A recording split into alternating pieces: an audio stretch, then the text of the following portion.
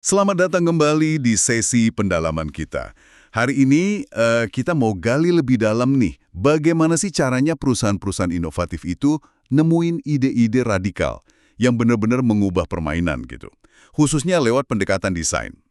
Di sesi sebelumnya kan kita udah paham ya, mengapa mengubah makna produk itu krusial. Nah, sekarang pertanyaannya, gimana caranya mereka dapat wawasan itu? Jawabannya, mungkin agak beda nih dari yang kita bayangkan biasanya.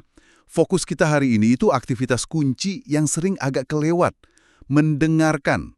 Tapi ini bukan dengerin survei pelanggan atau fokus grup biasa ya.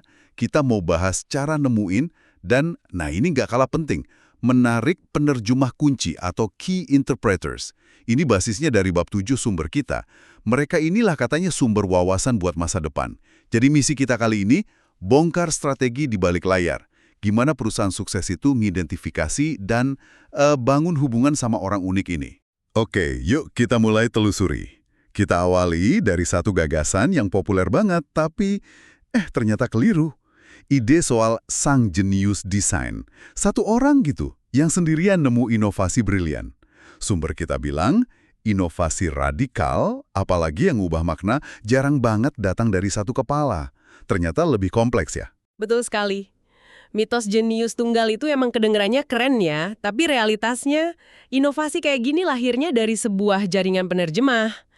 Kita perlu paham ada yang namanya diskursus desain yang jalan terus. Ini tuh semacam percakapan besar lah, ada perdebatan, tulisan, pameran, eksperimen, semua yang terjadi di dunia desain.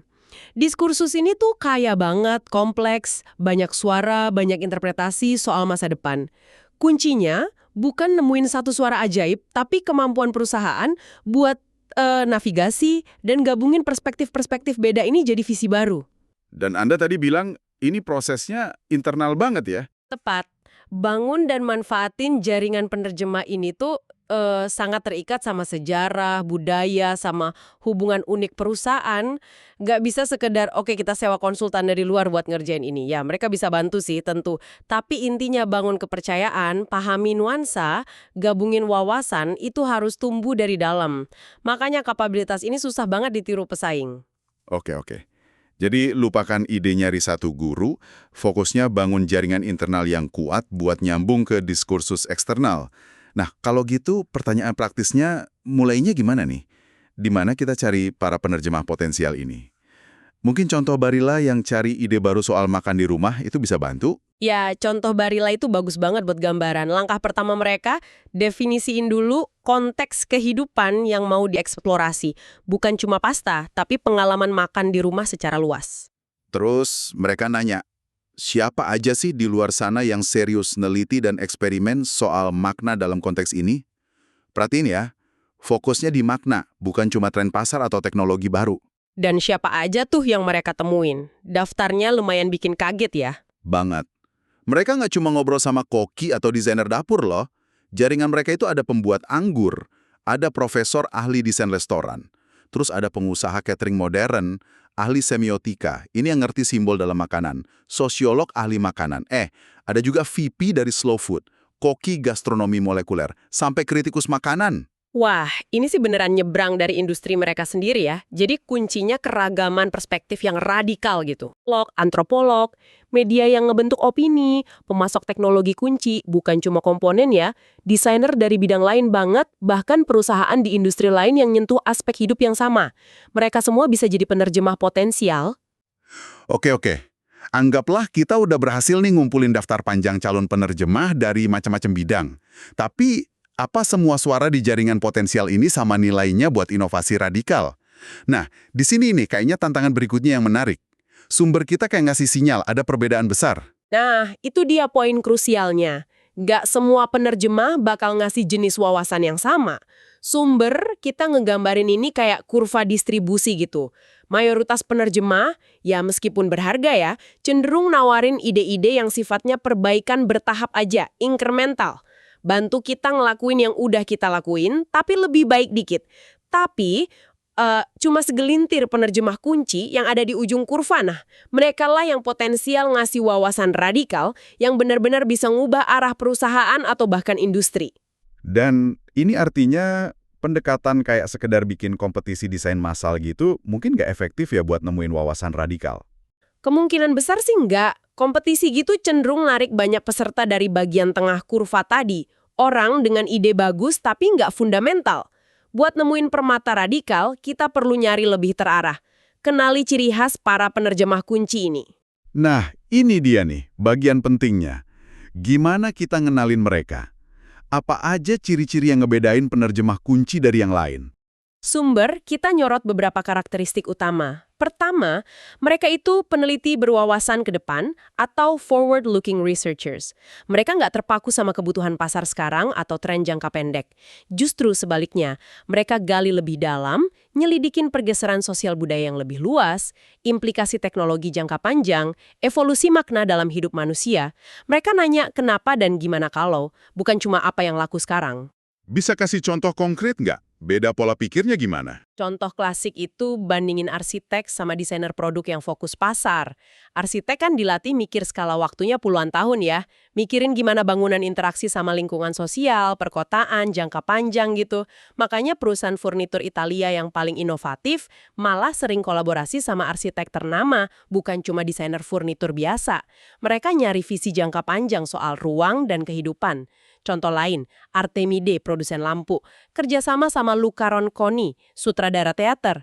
Ronconi bawa pemahaman mendalam soal gimana cahaya ngebentuk emosi, narasi di panggung. Itu kan perspektif yang jauh melampaui fungsi lampu biasa. Jadi fokusnya lebih ke visi mendalam ya, bukan solusi cepat. Tepat. Coba pikir juga gerakan desain Memphis tahun 80-an. Mereka itu kayak laboratorium riset kolektif. Secara radikal nantang norma desain bagus saat itu. Eksperimen sama bahasa visual dan makna baru. Fokus mereka itu kedalaman eksplorasi, visi masa depan, bukan kecepatan bikin produk yang langsung laku. Ada beda fundamental antara riset radikal yang ngejar visi sama tim kreatif biasa yang fokus jawab kebutuhan pasar sekarang. Oke, peneliti berwawasan ke depan. Terus apa lagi karakteristik penerjemah kunci? Karakteristik kedua, peran mereka sebagai pialang bahasa atau language brokers. Ini individu atau kelompok yang unik, karena mereka geraknya di persimpangan. Persimpangan antara dunia, industri, atau disiplin ilmu yang biasanya nggak nyambung satu sama lain. Mereka punya kemampuan langkah buat nerjemahin dan mindahin bahasa desain, bentuk, warna, material, makna dari satu konteks ke konteks lain yang beda banget. Contoh paling sering disebut pasti iMac G3 Apple itu ya? Komputer warna-warni kayak permen itu? Itu contoh sempurna. Jonathan Ive, desainernya, bawa pengalamannya desain produk kamar mandi sama alat rumah tangga di mana plastik transparan warna cerah udah lebih biasa ke dunia komputer yang waktu itu isinya kotak krem doang, ngebosenin. Ini nunjukin wawasan penting. Bahasa produk seringkali lebih gampang ditransfer antar industri daripada teknologi intinya. Nemuin orang yang bisa lihat koneksi tak terduga antar dunia ini dan nerjemahin bahasanya, itu bisa micu lompatan inovasi. Menarik banget ya, gimana koneksi yang kayaknya nggak nyambung gitu. Kamar mandi ke komputer bisa hasilin terobosan. Oke, ada ciri ketiga. Ciri ketiga ini kaitannya sama keseimbangan antara lokal dan global. Bisa kita sebut pemahaman soal genius loci, semangat tempat gitu. Diskursus desain itu hidup di dua level. Dia akarnya kuat di konteks lokal, budaya, keahlian, sejarah suatu tempat, tapi juga bagian dari percakapan global. Penerjemah kunci seringkali mereka yang mampu manfaatin keunikan lokal sambil tetap nyambung erat sama ide dan tren global.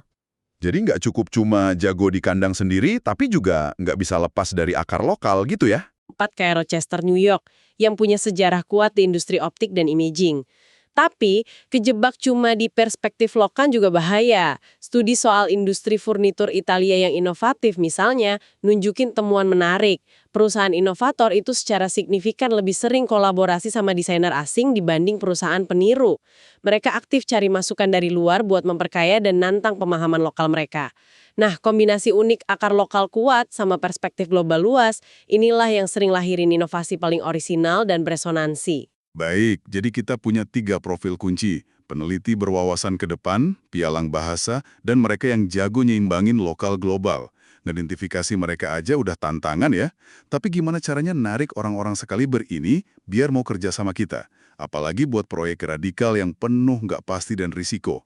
Pasti bukan cuma soal bayaran tinggi kan? Anda benar banget. Duit jarang jadi motivator utama, apalagi di tahap awal eksplorasi radikal yang hasil komersialnya belum jelas.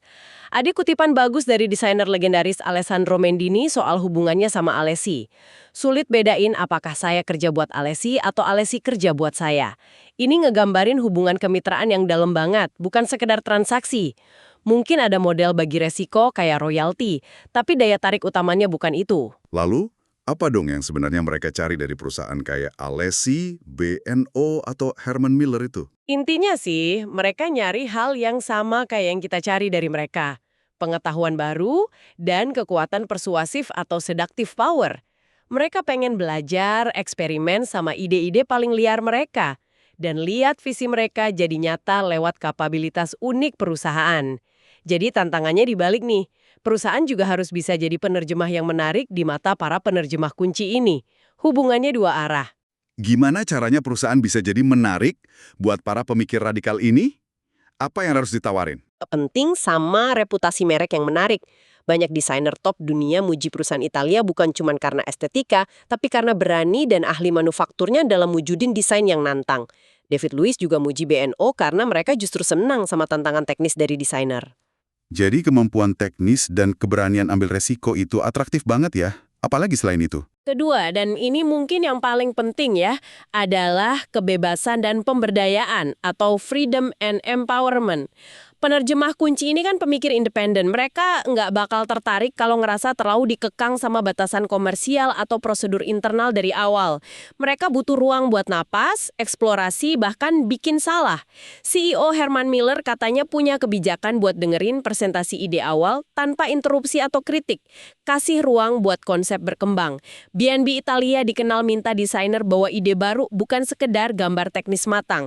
Dan BNO punya filosofi kuat, kami produksi untuk desain. Artinya mereka siap nyesuaiin proses produksi demi wujudin visi desain, bukan sebaliknya. Ini semua soal bangun iklim percaya dan kolaborasi yang memberdayakan. Ini kedengarannya kayak bangun ekosistem kreatif ya, bukan cuma hubungan kerja biasa. Gimana dengan konsep lingkaran desain atau design circles yang disebut sumber? Nyambung nggak? Nyambung banget. Lingkaran kolaboratif informal kayak kelompok Memphis atau gerakan slow food itu terbukti jadi lahan subur buat ide radikal. Studi oleh Michael Farrell nunjukin lingkaran kayak gini nyediain dukungan emosional, rasa saling percaya, dan ruang aman buat para pionir buat eksperimen di luar tekanan pasar utama. Perusahaan yang cerdas gak cuma ngamatin dari jauh, tapi secara aktif terlibat di dalamnya. Jadi bagian komunitas, kontribusi, dan belajar. Tapi, apa jaringan yang udah dibangun ini bakal efektif terus? Ada risikonya nggak sih? Nah, itu pertanyaan penting. Sumber kita ngingetin ada bahaya keusangan jaringan atau network staleness. Jaringan penerjemah yang dulu produktif banget bisa jadi kurang relevan seiring waktu. Ini bisa karena dinamika internal lingkaran punya siklus hidupnya sendiri, bisa jadi terlalu nyaman atau tertutup. Bisa juga karena faktor eksternal kayak munculnya teknologi baru atau pergeseran sosial yang bikin perspektif lama jadi usang. Contohnya BNO hadapin tantangan waktu era digital ngubah total cara orang konsumsi musik dan video. Itu bikin sebagian jaringan interpreter lama mereka yang fokus di perangkat fisik jadi kurang relevan. Terus gimana caranya perusahaan bisa jaga biar jaringannya tetap segar dan relevan? Strategi yang dianjurin itu ngelola jaringan pakai struktur ganda. Punya jaringan inti atau core network yang isinya kolaborator terpercaya dan produktif saat ini. Tapi barengan sama itu, kembangin juga jaringan tepi atau peripheral network yang lebih longgar, lebih beragam, fungsinya kayak radar buat deteksi sinyal baru dan calon penerjemah masa depan. Perusahaan kayak Alessi secara berkala ngeluncurin proyek riset yang radikal banget dan eksploratif. Kayak proyek Tea and Coffee Piazza atau Tea and Coffee Towers. Tujuan proyek ini bukan cuma hasilin produk baru, tapi juga sadar buat nyegerin dan perbarui jaringan penerjemah mereka. Pastiin mereka terus nyambung sama pemikiran terdepan dari berbagai bidang. Ini usaha terus-menerus. Oke, jadi kesimpulannya cukup jelas ya. Buat nemuin wawasan radikal dalam inovasi yang digerakkan desain, lupain deh survei pasar biasa atau focus group. Kuncinya ada di mendengarkan secara strategis, identifikasi, tarik, dan terlibat secara mendalam sama jaringan penerjemah kunci yang dipilih cermat dan beragam. Mereka ini para peneliti visioner, pialang bahasa antardisiplin, dan aktor kunci di lingkaran berpengaruh yang ngebentuk makna masa depan. Jadi, apa nih implikasi praktisnya buat Anda mendengar kami? Implikasi utamanya adalah bahwa bangun dan pelihara aset relasional ini, hubungan sama para penerjemah kunci itu bukan sekedar aktivitas tambahan atau nice to have aja. Ini kapabilitas strategis inti yang susah banget, bahkan hampir nggak mungkin ditiru pesaing. Bangunnya butuh upaya proaktif, kesediaan buat benar-benar nyemplung, dan pahami dunia mereka, immersion, empati, dan yang paling penting kemampuan buat ngasih nilai balik ke mereka. Ini bukan hubungan transaksional ya, tapi partisipasi aktif dalam percakapan global yang lagi ngebentuk masa depan di bidang Anda. Anda harus jadi mitra yang menarik buat mereka, sama kayak Anda pengen mereka jadi mitra buat Anda. Nah, sebagai penutup, kami mau ninggalin Anda dengan satu pemikiran nih buat direnungkan. Di bidang atau area minat Anda sendiri, siapa ya kira-kira penerjemah yang mungkin selama ini kelewat? Siapa yang lagi riset atau eksperimen radikal soal makna, bukan cuma fungsi atau fitur yang luput dari perhatian pemain utama? Di mana kelompok Memphis atau pialang bahasa berikutnya yang mungkin lagi diam-diam ngebentuk gelombang perubahan besar selanjutnya? Entah itu di industri Anda, komunitas Anda, atau area yang Anda peduliin. Coba deh luangin waktu buat eksplorasi sumber info, orang, atau komunitas di luar lingkaran Anda yang biasa. Wawasan tak terduga seringkali datang dari tempat yang paling nggak kita sangka loh.